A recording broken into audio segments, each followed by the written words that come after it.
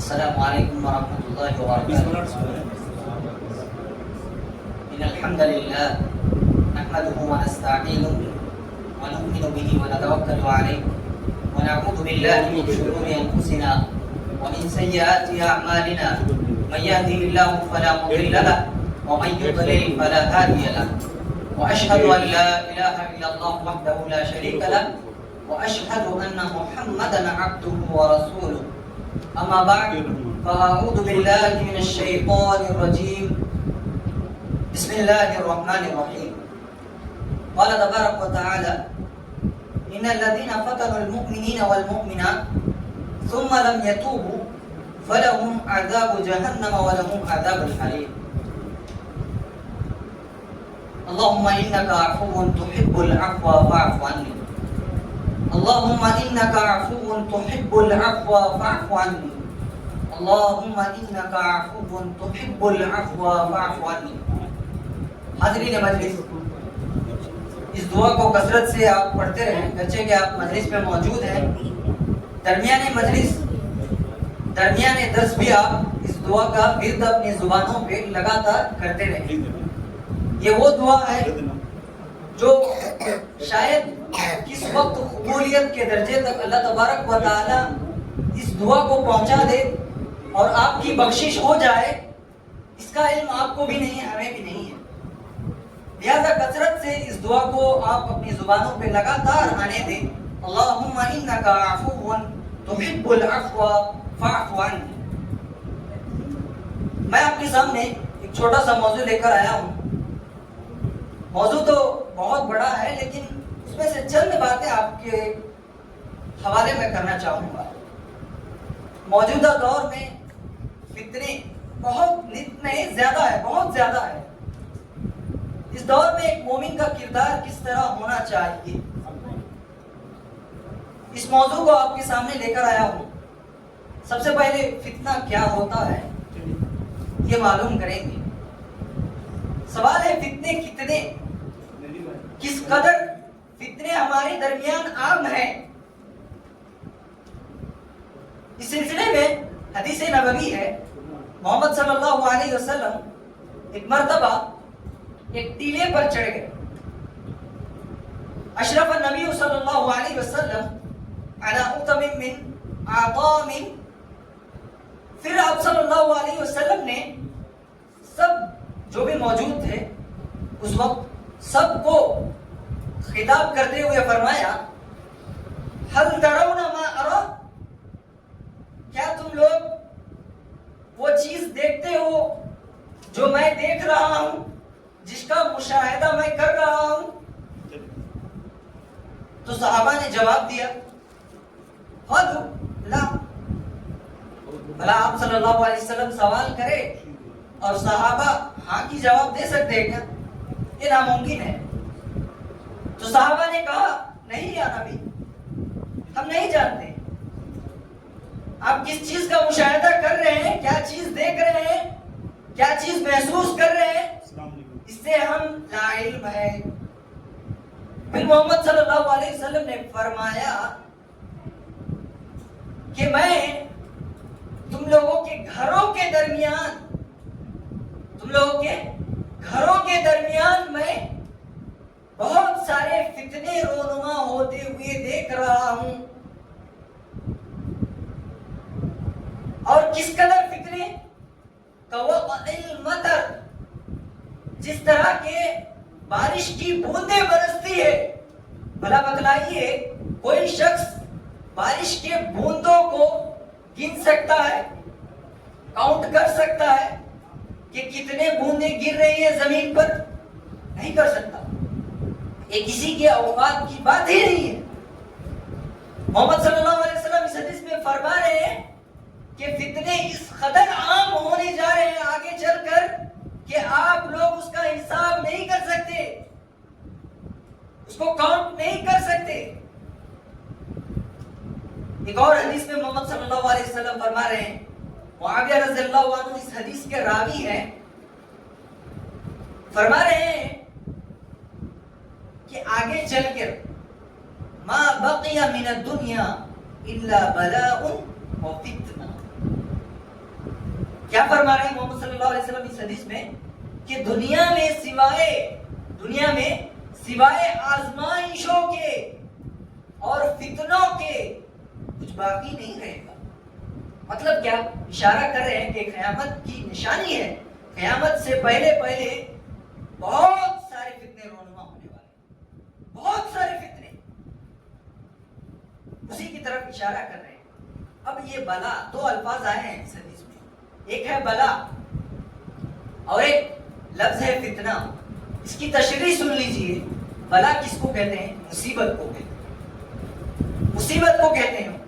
اللہ تبارک و تعالیٰ قرآن مجید سورہ بقرہ میں جس طرح کے فرما رہے ہیں وَلَنَبْلُوَنَّكُمْ بِشَيْءٍ مِّنَ الْخَوْفِ وَالْجُوعِ وَنَقْصٍ مِّنَ الْأَمْوَالِ وَالْأَنفُسِ وَالثَّمَرَاتِ وَبَشِّرِ الصَّابِرِينَ.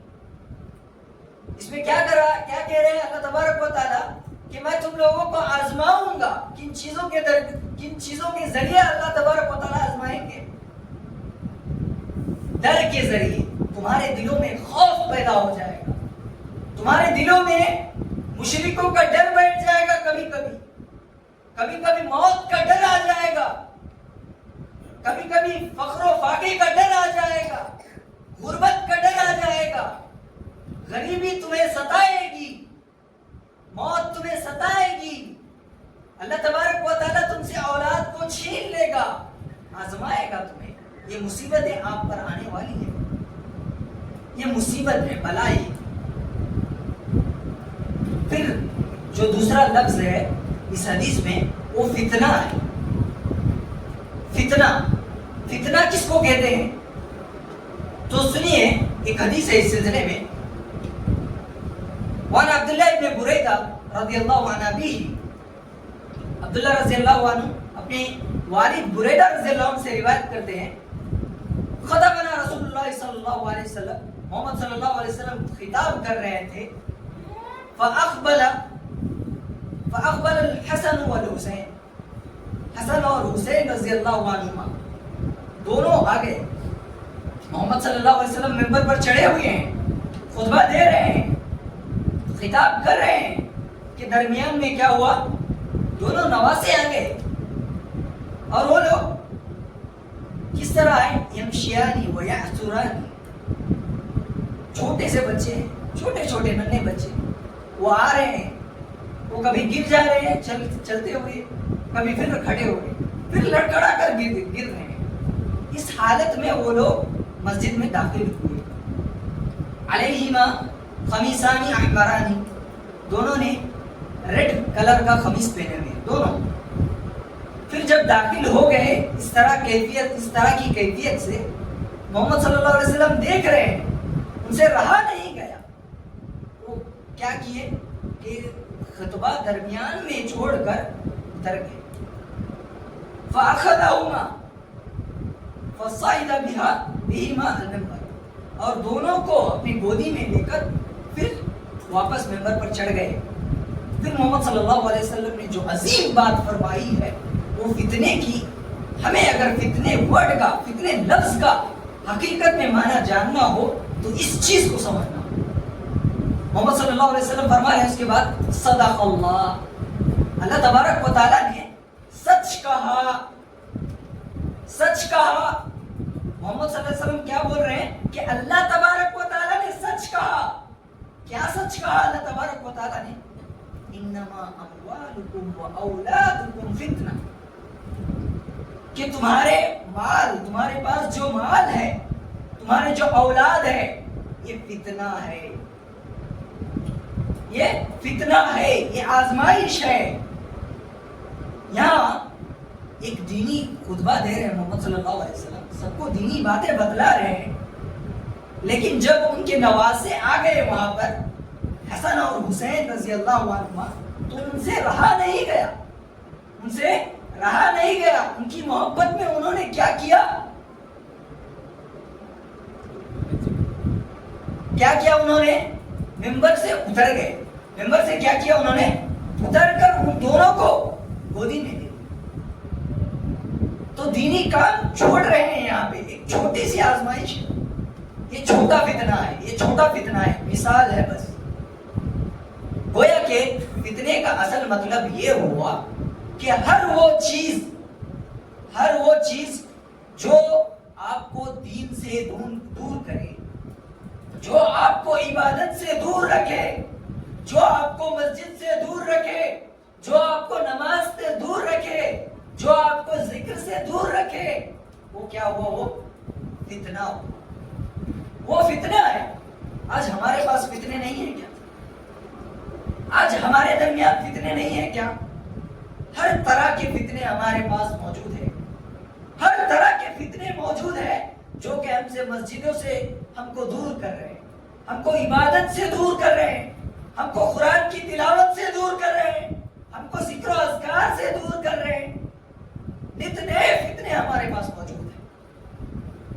انہی میں سے ایک بڑا فتنہ موبائل کا فتنہ ہے، فون کا فتنہ ہے، سوشل میڈیا کا فتنہ ہے۔ یہ تمام چیزیں فتنوں کی فہرست میں آ رہی ہیں، فتنوں کی لسٹ میں یہ تمام چیزیں موجود ہیں۔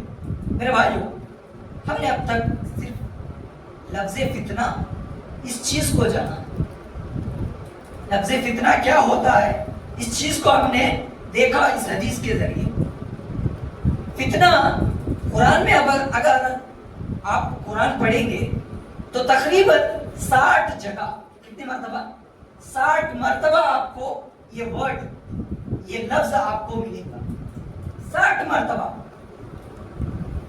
60 مرتبہ اللہ تبارک و تعالیٰ نے ہمیں تنبیہ کیا ہے کہ فتنے آئیں گے، ہاں الگ الگ معنی سے۔ اس کا ایک معنی ہے، اس کا ایک معنی یہ ہے کہ آگ میں ڈال دیا جانا۔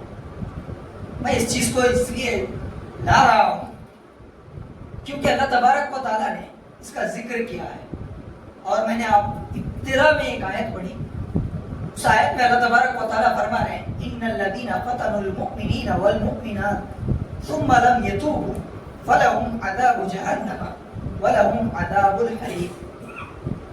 ان الذین فتنوا المؤمنین، جن لوگوں نے مومنوں کو فتنے میں مبتلا کیا، آزمایا، گویا کہ انہیں آزمایا۔ کون سی آزمائش کے سلسلے میں اللہ تبارک و تعالیٰ یہاں کہہ رہا ہے؟ کون سی آزمائش ہے یہ آزمائش ہے، ایک یہودی بادشاہ تھا، ایک یہودی بادشاہ تھا، بہت سے لوگ یہاں واقف ہوں گے اس واقعے سے۔ یہودی بادشاہ تھا جس نے تقریباً 20,000 مومن، اس وقت عیسائی لوگ تھے۔ آج آپ دیکھ رہے ہیں عیسائی اور یہود سب بھائی بھائی، لیکن اس وقت اس طرح کا واقعہ نہیں تھا۔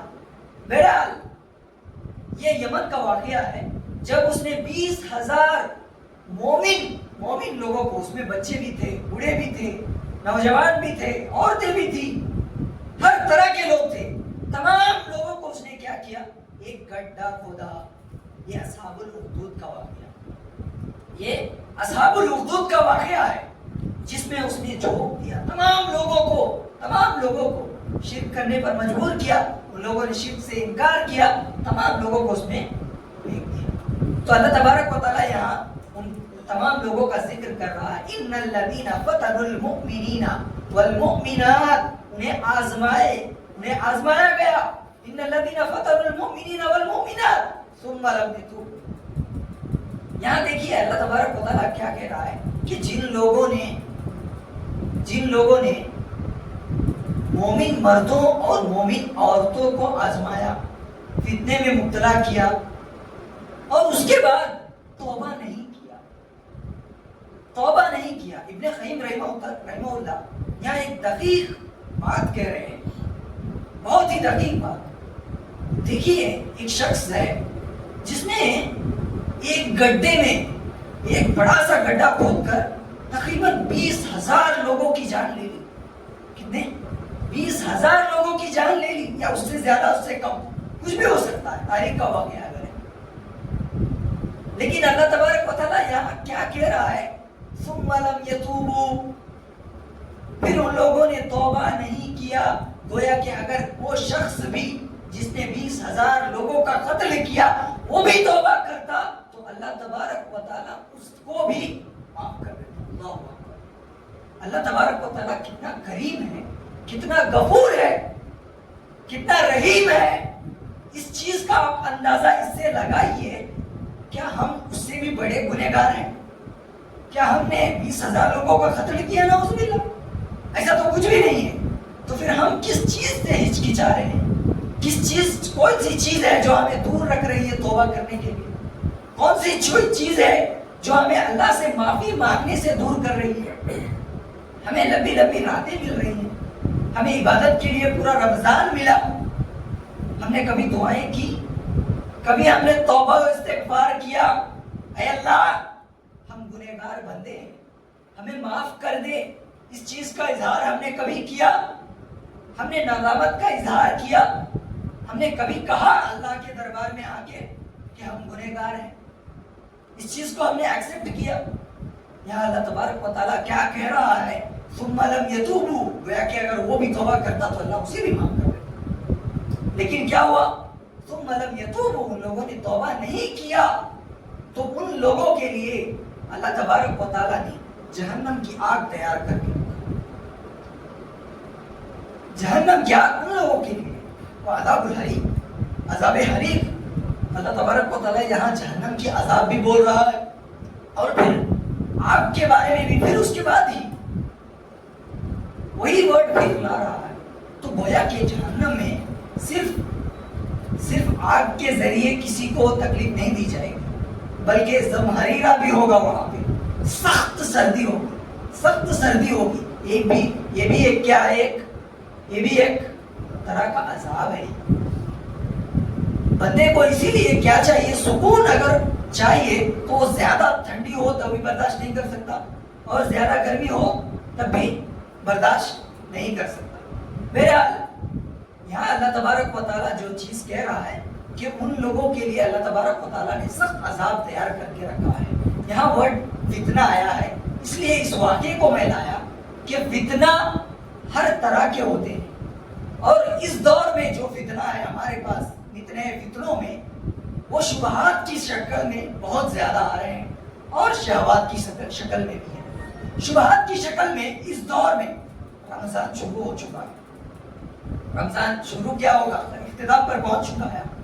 اختتام پر پہنچ چکا ہے. جیسے ہی شروع ہوا ایک فتنہ آیا، ایک بہت بڑا فتنہ آیا، اور ہم لوگ فونوں میں لگ گئے. ہر دن وہی چل رہا ہے. نیوز آ رہے ہیں، جا رہے ہیں، کہاں کیا گر رہا ہے، کہاں کون سا واقعہ ہو رہا ہے، ادھر سے وہ بم ڈال رہا ہے، ادھر سے یہ چل رہا ہے. انہی چیزوں میں ہم نے رمضان کو کیا کیا؟ ضائع کر دیا. ہم نے رمضان کو کیا کیا؟ ضائع کر دیا نیوز میں. یہ اتنا بڑا مسئلہ ہے، اتنا بڑا مسئلہ ہے کہ ہم سے سلجھ نہیں سکتا. ہم بیٹھ کے اگر بات کریں گے تو سلجھ جائے گا کیا؟ کسی کو ہم منانے لیں گے کیا؟ کوئی ہماری بات مان لے گا کیا؟ مان لے گا؟ ایسا ہونے والا نہیں ہے. ہمارے پاس اتنا زیادہ علم بھی نہیں ہے. تو یہاں عبداللہ ابن سیرین رحمہ اللہ کا وہ قول میں نقل کروں گا. وہ کہہ رہے ہیں کہ جب بڑے فتنے ہوتے ہیں، بڑے بڑے مسائل ہوتے ہیں، تو اس میں لا علم لوگ، جن کے پاس علم نہیں ہوتا، جن کے پاس کچھ معلومات نہیں ہوتی، وہ بہت زیادہ بک بک کرنے لگتے ہیں. بہت زیادہ کیا کرتے ہیں؟ بولنے لگتے ہیں. اپنے آپس میں، فرینڈ سرکل میں، یا جہاں بھی چائے پینے کھڑے ہوئے شروع ہو گئے، اس نے یہ کیا، اس نے وہ کیا. انہی باتوں میں ہم نے اپنا رمضان کھو دیا. لیکن فائدہ کس کا ہوا؟ فائدہ ہوا کیا ہمارا؟ کیا جنگ رک گئی؟ یا اللہ نے ہمیں معاف کر دیا؟ یہ ہوا کچھ نہیں ہوا. تو جو علم والے لوگ ہوتے ہیں وہ ان مسائل میں بھولنے سے کتراتے ہیں. وہ جلدی نہیں بولتے کیونکہ انہیں پتا ہے کہ مسئلہ ہم سے ہونے والا نہیں ہے. یہ مسئلہ بہت بڑا ہے. اس کو حل کرنے کے لیے کچھ اور طاقت کار فرما ہے. وہ دیکھ رہے ہیں ہم اپنا وقت کیوں ضائع کر رہے ہیں سوشل میڈیا پہ. ہم اپنا وقت کیوں ضائع کر رہے ہیں نیوز چینل دیکھتے ہوئے، اپنے گھنٹوں صرف کر رہے ہیں. کس لیے؟ تو یہ چیز میرے بھائیوں، یہ بہت ہی اہم مسئلہ ہے. ہم اپنے وقت کو ضائع نہ کریں. ہم عبادت میں اپنے آپ کو لگائیں. ان حالات میں خاص کر کے فتنوں کے حالات میں محمد صلی اللہ علیہ وسلم کی وہ حدیث یاد آتی ہے، یاتی علی الناس زمان، لوگوں پر ایک زمانہ آئے گا. کیسا ہوگا زمانہ؟ القابض علی دینی، اپنے دین کو جو پکڑے ہوگا وہ اس مانند ہوگا، اس جیسا ہوگا. کالقابض علی الجمر، کوئی شخص ایک گھنٹے تک ایک جلتی ہوئی لکڑی پکڑ سکتا ہے کیا؟ ایک گھنٹہ چھوڑیے، ایک 2 منٹ، 1 منٹ یا آدھے منٹ ایک لکڑی جو جل رہی ہے اس کو پکڑ کے رہ سکتا ہے؟ نہیں رہ سکتا.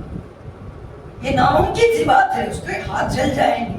محمد صلی اللہ علیہ وسلم کیا کہہ رہے ہیں کہ لوگوں پر ایک ایسا زمانہ آئے گا کہ اس زمانے میں جو شخص اپنے دین کو مضبوطی سے پکڑا رہے گا، جو شخص اپنے ایمان کی حفاظت کرے گا، جو شخص توحید پر قائم رہے گا، جو شخص اپنے ایمان پر قائم رہے گا، کتاب و سنت پر چلتا رہے گا، وہ اس مانند ہے، اس جیسا ہے جو کہ ایک لکڑی کی آگ کو، جو جلتی ہوئی لکڑی ہے اس کو گویا کہ وہ پکڑا ہوا ہے، جلتی ہوئی لکڑی کو وہ پکڑا ہوا ہے، اس مانند ہے. کتنی بڑی بات بول رہے ہیں محمد صلی اللہ علیہ وسلم اس حدیث میں. اپنے ایمان پر میرے بھائی جو مضبوطی سے ڈٹے رہے، اپنے توحید کا جائزہ لے.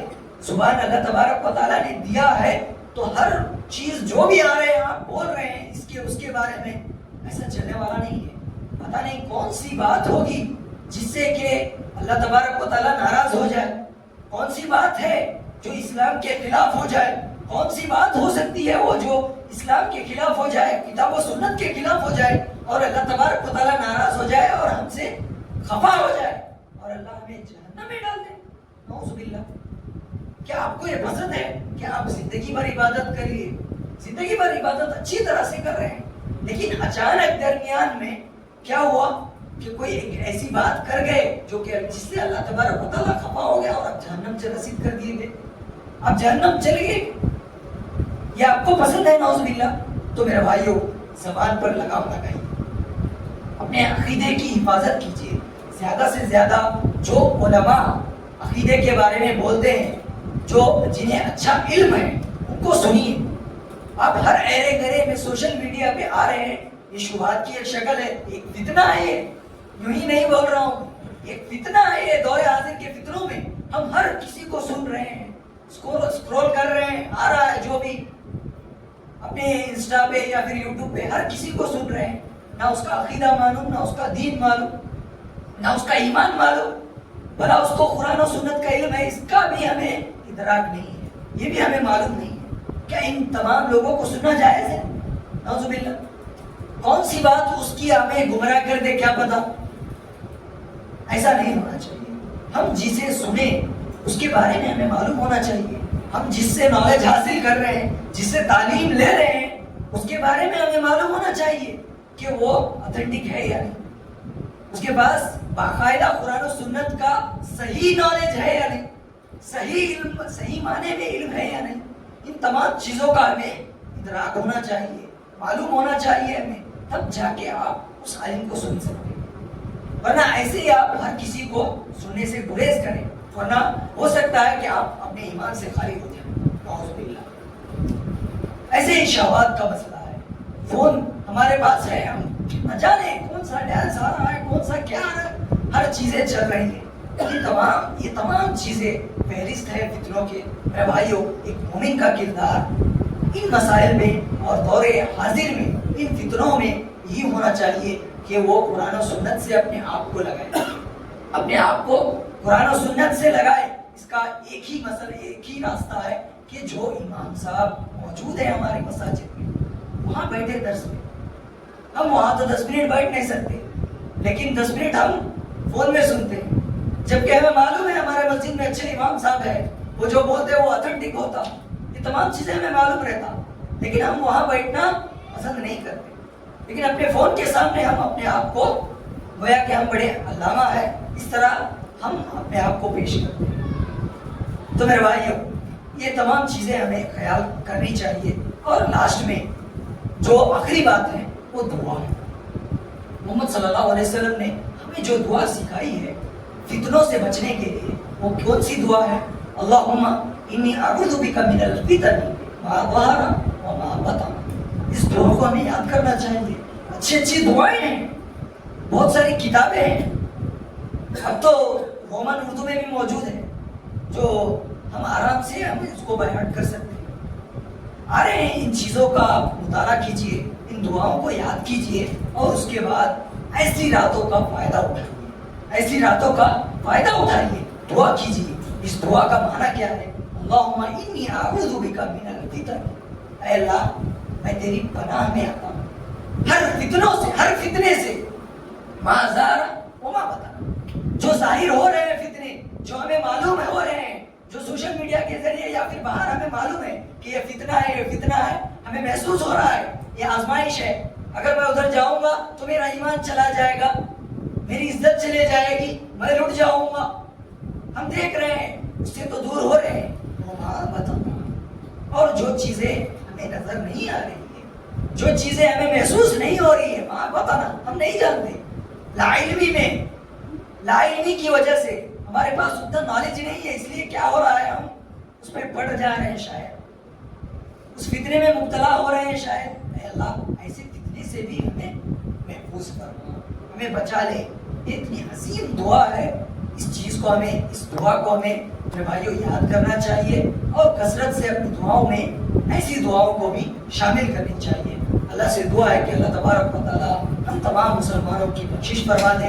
اے اللہ ہمیں شب قدر جو مل رہی ہے, ان تمام شب قدروں سے ہمیں فائدہ اٹھانے کی توفیق دے. اے اللہ ہمارے گناہوں کو معاف فرما دے, ہماری عورتوں کی اصلاح فرما, ہمارے بچوں کی اصلاح فرما, ہمارے نوجوان جو ادھر ادھر بھٹک رہے ہیں اے اللہ انہیں ہدایت دے, انہیں مسجد کی طرف, ان کے پیروں کو مسجد کی طرف لا دے. اے اللہ ہمارے بڑوں پر رحم فرما, ہمارے نوجوانوں پر رحم فرما. اے اللہ امت مسلمہ پر جو فتنے آ رہے ہیں ان تمام فتنوں سے اے اللہ امت مسلمہ کی حفاظت فرما. آمین یا رب العالمین.